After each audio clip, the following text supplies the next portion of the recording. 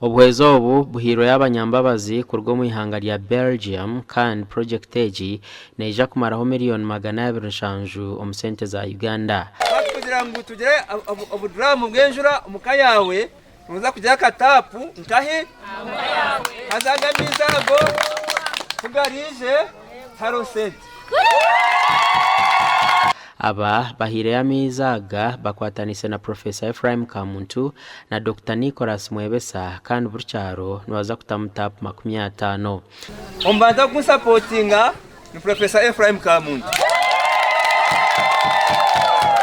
Zakureta abashija aba government nebe mpiro rusaba kireba kandi rusego norumanya to katamburawo banga nyine baraya Professor Kamuntu buru office ene korachi mwana banta baryaha abwa Professor Kamuntu. Amizaga gahiro y'abanyambabazi kurga Belgium kandi baraganise ngo meza 3 buri omwe naje kuba yahikirwa amizaga. Eci aturaganisa no kwatanisa na Nicholas mukire kace kija kutwereza mizi.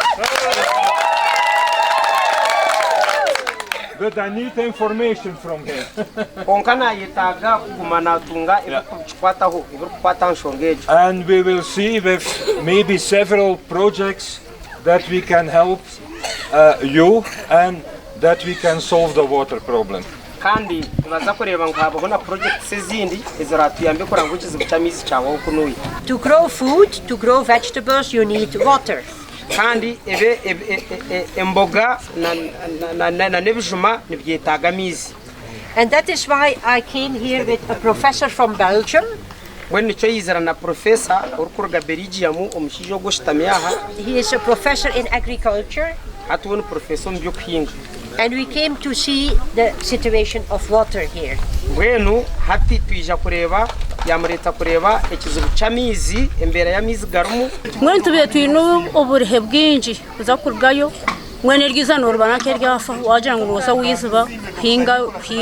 Izintu tahantaringwa ukibohekira umwana uyinembuzi uyokoredomora wino huwe komko no gateka gabara urunde cyo gukora cyubura uzampona cyamushana ubura kugirya abwa mizi.